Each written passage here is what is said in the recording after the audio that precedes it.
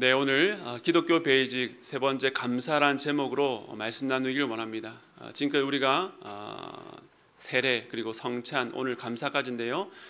세례를 통해서 예수 그리스도와 연합된 자, 그가 거듭난 자는 성찬을 통해서 날마다 주님을 닮아가는, 날마다 주님의 주시는 생명과 능력으로 살아가는 그런 성화의 삶을 살게 됩니다. 그런 삶을 살아갈 때에 기독교인에게 있어서 가장 중요한 태도인 감사에 대해서 오늘 함께 나누기를 원합니다. 오늘은 추수감사주일인데요. 특별히 사실 추수감사주일은 성경에 나와 있는 절기는 아닙니다. 1600년대 영국의 청교도들이 신앙의 자유를 위해서 메이플라워를 타고 당시 신대륙이라 불렸던 아메리카에 도착해서 정말로 추운 겨울을 지난 뒤에 그 땅에 난 소산물로 하나님께 감사했던 일을 유래로 하는 일종의 미국 교회의 감사절 전통이라고 할 수 있습니다. 그러나 그렇다고 해서 성경적인 뿌리가 전혀 없는 것은 아닙니다. 이스라엘의 3대 절기라고 불리는 유월절, 그리고 칠칠절, 그리고 수장절, 이 세 절기 모두 추수와 감사 관련된 그런 절기입니다. 유월절은 보리 첫 수확을 감사하며 드리는 절기였고요. 그리고 그로부터 49일 뒤에 하는 칠칠절, 오순절이라고 불리는 그 절기는 밀의 첫 수확을 감사하는 절기입니다. 그리고 마지막으로 수장절, 장막절이라고 불리는데요. 한 해 동안에 하나님께 주신 수확에 대해서 감사하는 절기로 그런 면에서 오늘날 추수감사절과는 굉장히 의미가 닿아 있다라고 말할 수 있습니다.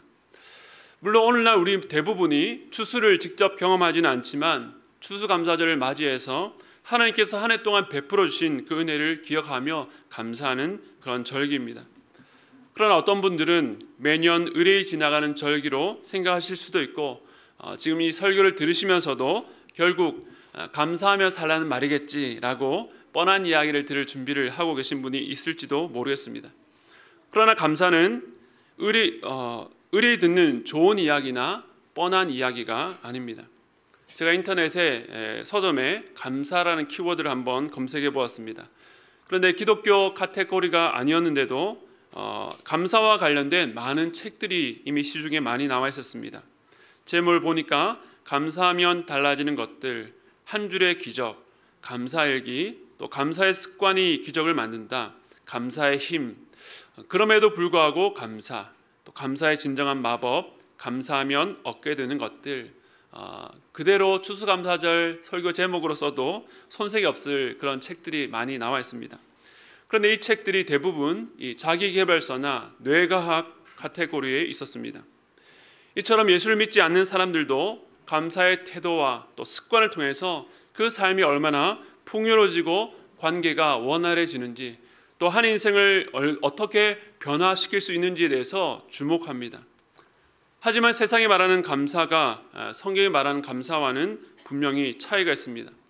물론 겉모습만 보면 비슷해 보입니다. 하나님께서 인간 안에 심겨놓은 일반 은총의 영역 안에서 감사하는 마음과 태도는 분명히 그 사람의 인생 가운데에 선한 영향력을 미칩니다. 그러나 성경이 말하는 감사와 또 하나님께서 우리에게 요구하시는 감사는 세상이 말하는 것과 같을 수 없습니다. 분명히 차이가 있다라고 하는 것입니다. 바로 오늘 본문이 그러한 차이가 무엇인지를 우리에게 알려줍니다. 제가 지난 6월부터 매주 수요일마다 데살로니가전서 말씀을 전하고 있는데요. 지난 수요일까지 5장 11절까지 말씀을 전했습니다. 이제 다음 본문이 오늘 본문인데, 특별히 오늘 추수감사 예배를 맞이해서 한 주 당겨서 이렇게 전하게 되었습니다. 사실 오늘 말씀은 우리에게 잘 알려져 참 가깝게 느껴지지만 사실상은 실제로는 굉장히 멀리 느껴지기도 합니다. 많이 들어서 익숙하지만 큰 산처럼 이 말씀이 느껴지는 이유는 기뻐하라, 또 기도하라, 감사하라 라는 명령 앞에 붙은 단어들 때문입니다. 그냥 기뻐하라, 기도하라, 감사해라 라고 했다면, 그래 내가 최선을 다해서 기뻐해 봐야지, 그래 내가 시간을 내서 좀 기도를 해야지, 또 내가 어떤 일이 있든지 감사하도록 노력해야지 라고 할 텐데, 이 앞에 붙은 말들이 우리에게 큰 부담을 줍니다. 그러나 이 세 가지 명령 앞에 이 단어들 항상 그리고 쉬지 말고 범사에라는 단어가 있기 때문에 기독교가 기독교 되게 하며 우리를 세상과 구별된 그리스도인이 되게 한다는 것을 믿으시기 바랍니다. 기쁠 때 기뻐하고 감사할 것이 있을 때 감사하는 것은 세상 사람들도 다 할 수 있는 일입니다.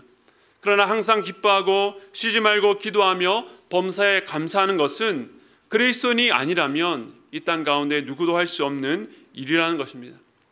그런데 우리가 이 말씀 앞에 설 때마다 큰 벽을 느끼며 심적으로 이 말씀을 우리 마음에서 밀어내는 것은 이게 어떻게 가능하지?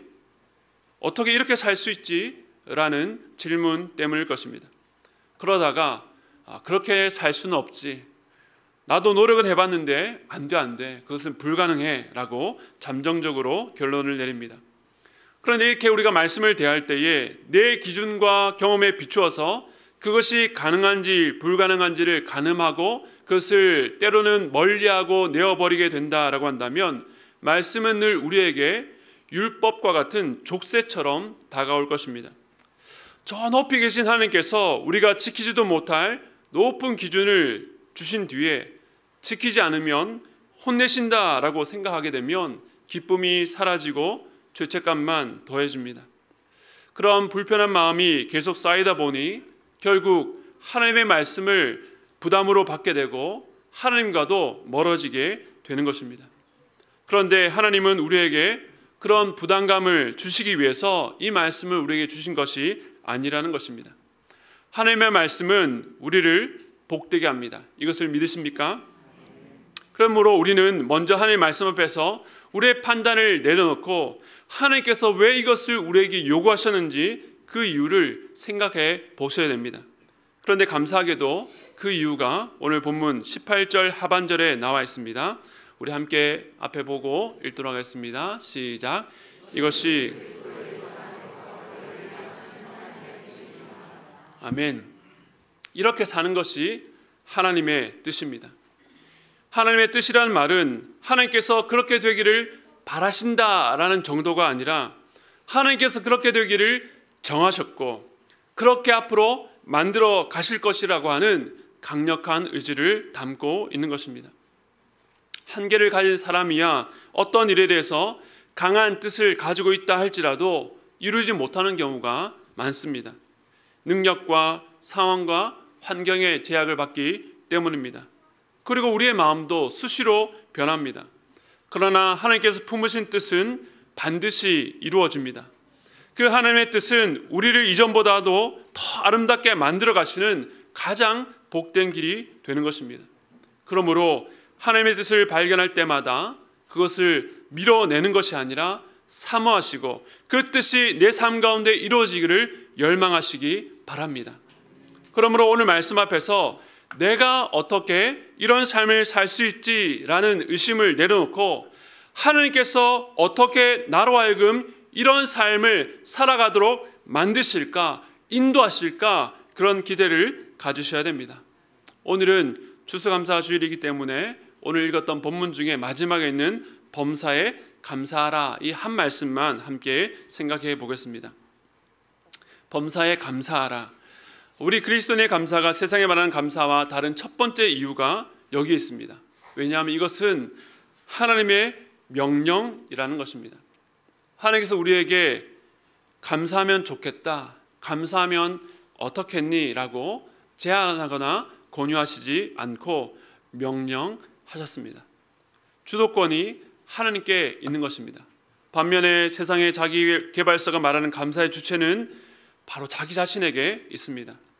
자신의 삶을 더 나은 상태로 만들고 싶은 나, 인생에서 성공하고 싶고 더 많은 유익을 얻고 싶은 나, 다른 사람들에게 좋은 사람으로 보이고 싶은 나, 이처럼 감사하는 목적이 바로 자기 자신에게 있는 것입니다.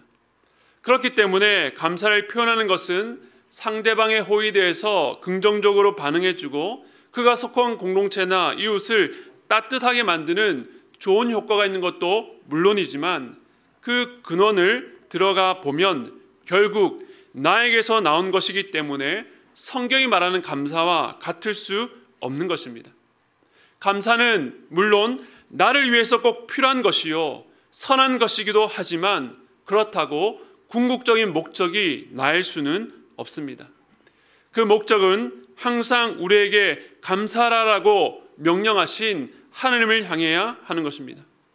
우리가 감사해야 되는 이유는 나 때문이 아니라, 나를 위해서가 아니라 하나님 때문에, 하나님을 위해서야 하는 것입니다. 이처럼 감사의 목적과 근거, 감사의 시작과 종착지도 세상의 감사와 성경이 말하는 감사는 다를 수밖에 없습니다. 우리는 나에게서 출발하지 않고 하나님에게서 출발합니다. 그리고 나로 끝나지 않고 하나님에게로 끝나야 되는 것입니다. 여러분이 감사하는 이유가 바로 하나님 때문이라는 것을 기억하시기 바랍니다. 그리고 성경이 말하는 감사의 특별함은 감사라는 명령 앞에 있는 범사에라는 단어 때문입니다. 범사라는 말이 무엇입니까? 모든 일에 어떤 상황에서라도 감사라는 명령입니다. 그 말은 감사의 이유가 우리 눈앞에 보이는 상황과 환경을 뛰어넘는다는 것을 의미합니다. 하나님께서는 우리가 겪는 모든 일에 감사할 수 있는 이유를 주셨다는 것입니다. 왜 그렇습니까?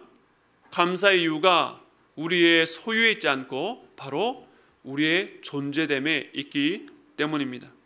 범사에 감사하라는 말씀은 우리가 존재하는 것 안에 감사할 이유가 이미 충분하다는 것을 전제한 말씀입니다. 추수감사, 한 해 수확에 대한 감사라고 할 때에 어떤 분들은 올 한 해를 돌아볼 때에 수확한 것이 별로 없어서 저는 별로 감사할 것이 없습니다 라고 느껴질 수도 있습니다. 그런데 여기서 이스라엘 백성들이 가나안 땅에 들어가서 농사를 짓고 수확을 하는 것, 추수를 하는 것이 어떤 의미인지를 알아야 될 필요가 있습니다. 우리 신명기 11장 10절에서 12절 말씀 우리 함께 읽겠습니다. 시작. 내가 들어가 차지하려 하는 땅은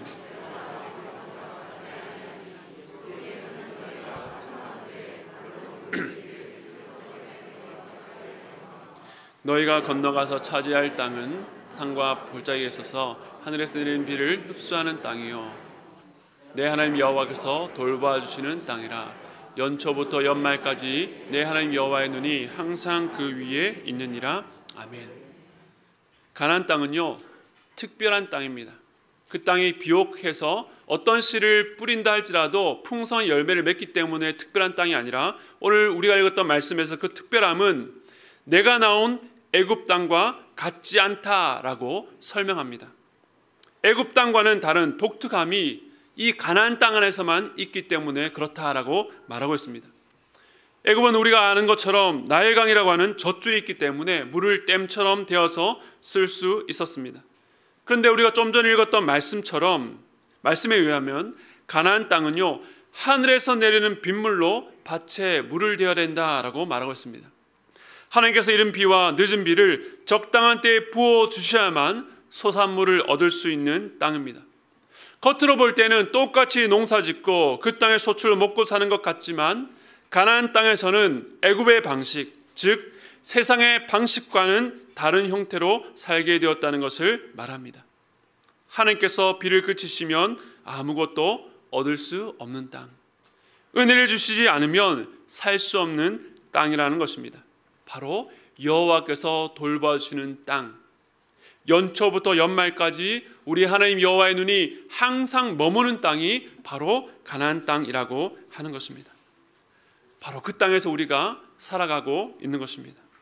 겉으로 볼 때는 세상 사람들과 비슷한 방식으로 수확하는 것 같지만 다른 방식으로 살아가야 되는 땅이라고 말씀하고 있습니다. 그 방식이 어떤 방식일까요? 우리 여호수아서 5장 12절 말씀을 함께 읽겠습니다. 시작. 또 그 땅의 소산물을 먹은 다음 날에 만나가 그쳤으니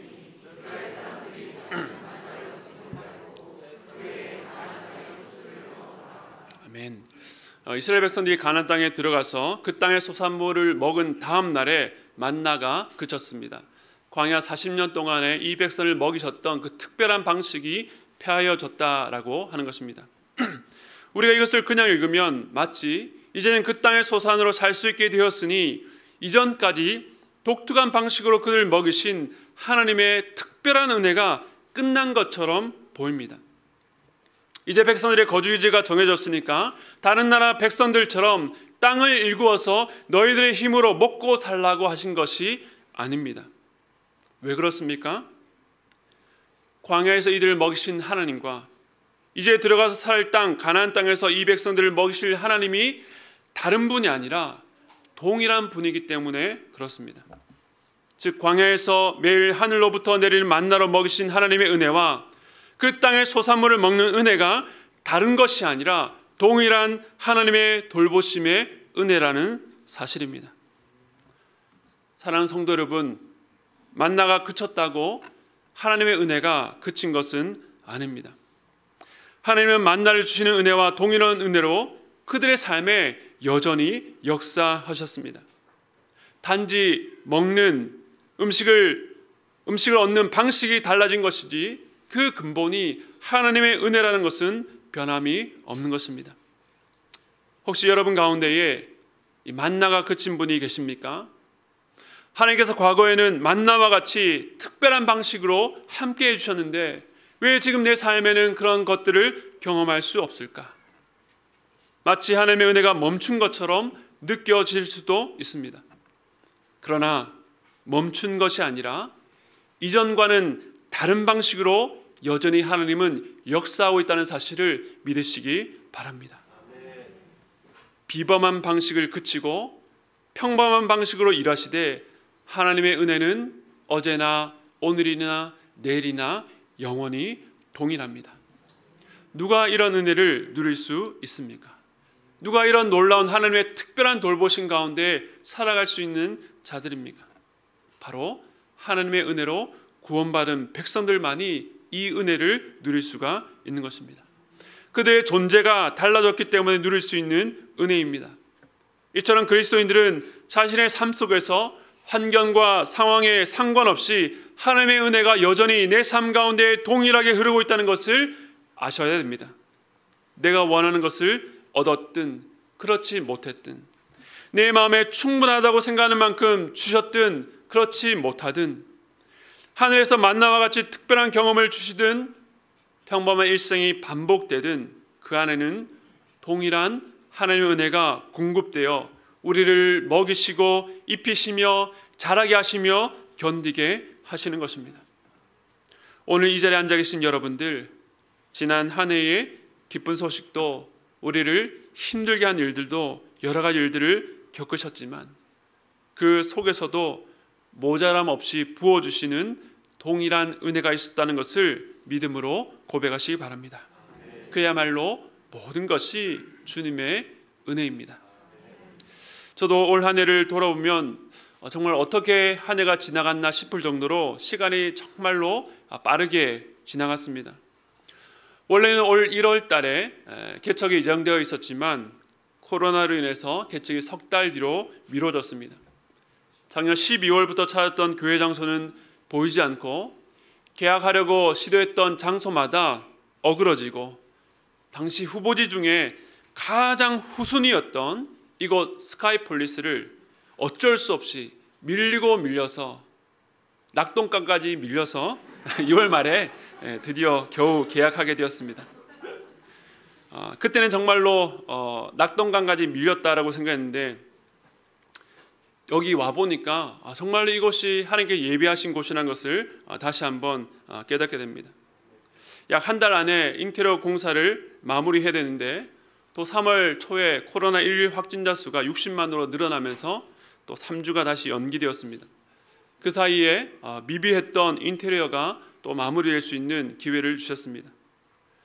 가능하면 하남 중에서도 제일 구석인 여기에는 안 오고 싶었는데 와보니까 이곳만큼 좋은 곳이 없었다는 것을 다시 한번 고백하게 됩니다. 여러분 나중에 산책해 보시면 아시겠지만 교회 주변에 이렇게 넓은 공간이 공원으로 있는데 모든 것이 주님의 은혜입니다. 지난 4월 17일에는 부활주일에 우리가 첫 예배를 드렸습니다.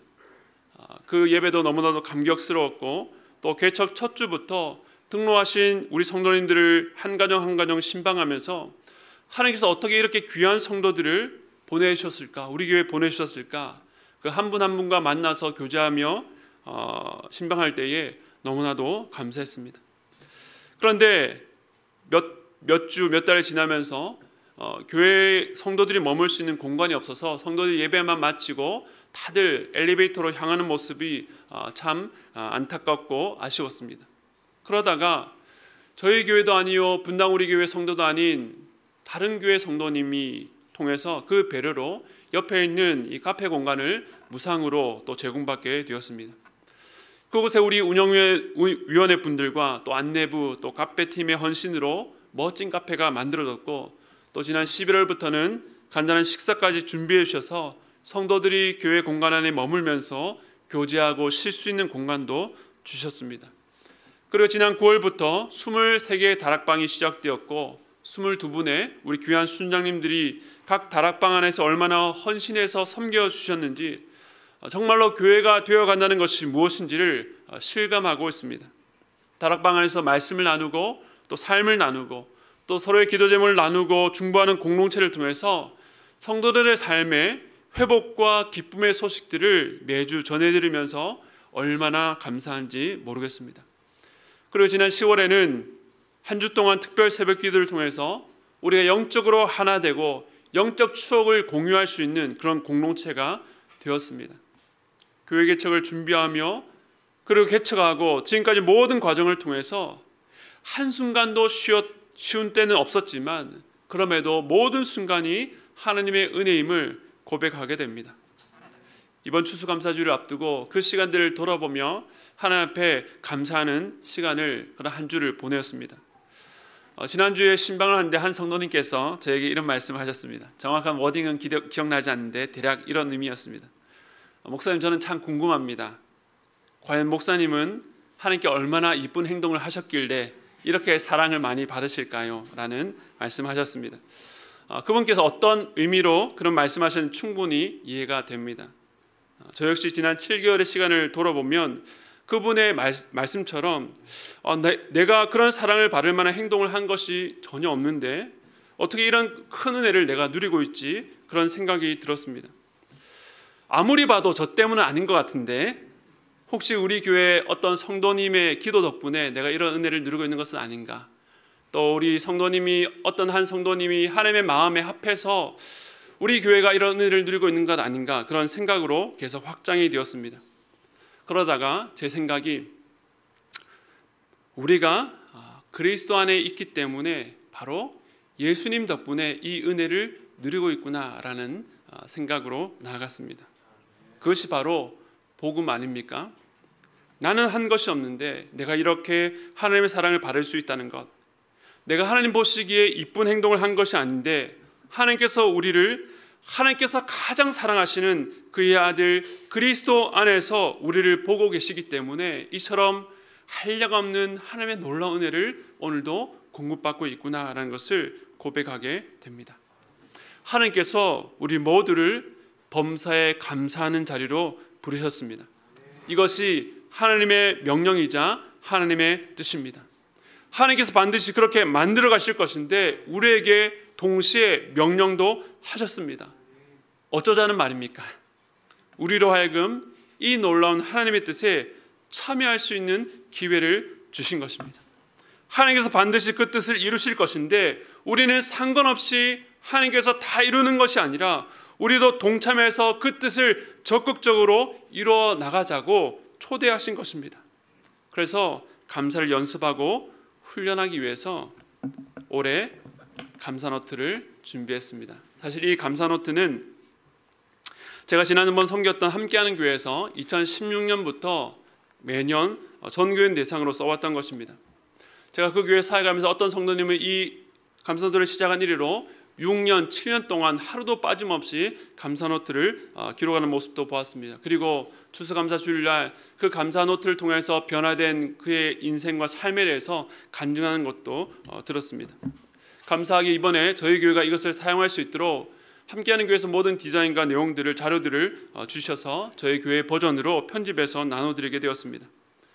감사노트는요, 하루를 마무리하면서 5가지 감사로 그 하루를 되돌아보는 것입니다. 지난 9월부터 우리 제자훈련생 6분의 감사 노트를 통해서 제가 얼마나 큰 은혜를 받고 있는지 모릅니다. 사소한 것 하나, 때로는 억울한 일까지도 감사로 해석해내는 것을 보면서 하나님께서 훈련생들의 삶 가운데 열심히 일하고 있다는 사실을 확인하게 됩니다. 하나님께서 항상 감사하라 혹은 쉬지 말고 감사하라고 하지 않고 범사에 감사라고 말씀하신 이유가 바로 여기에 있습니다. 즉각적으로 감사할 수도 있지만 어떤 일은 밥에 뜸을 들이는 것처럼 시간이 필요하기 때문입니다. 바로 이 시간이 우리로 하여금 우리에게 일어난 그 일을 그리스도 안에서 감사로 해석하는 시간입니다. 범사에 감사라고 하신 이유는 당장의 그 일이 감사처럼 느껴지지 않고 감사합니다 라고 고백할 수 없을지라도 믿음 안에서 그 일을 감사로 해석해내고 받아들일 수 있는 시간을 주시기 위해서입니다. 그리고 그 시간은 우리에게만 맡겨진 시간이 아니라 그 일을 두고 씨름하며 하나님 앞에 나아갈 때에 어떤 일은 며칠 또 혹은 몇 달 혹은 몇 년이 지날 수 있지만 그 모든 일조차 범사에 감사로 고백할 수 있도록 하나님께서 우리를 빚어가는 시간입니다. 당장에 동의할 수 없을지라도 믿음으로 감사합니다. 이 일을 주관하시는 분은 바로 하나님이십니다. 이 일조차 선으로 바꾸실 줄 믿습니다 라는 믿음으로 감사를 기록해 나갈 때에 시간이 지나 정말로 감사할 수 있는 일로 바꾸어 가실 것입니다. 저희 지난 삶을 돌아보면 5살 때 아파서 죽을 뻔했던 것, 특별히 잘하는 것이 없고 꿈이 없었던 그 청소년 시기, 군대 가서 고생하고 제대하고 집이 경매로 넘어갔던 것, 대기업 입사 시험에 여러 차례 떨어졌던 것, 그 실패라고 생각했던 수많은 일을 통해서 오늘 제가 하나님 앞에 서게 될 수 있었다는 것을 깨닫게 됩니다.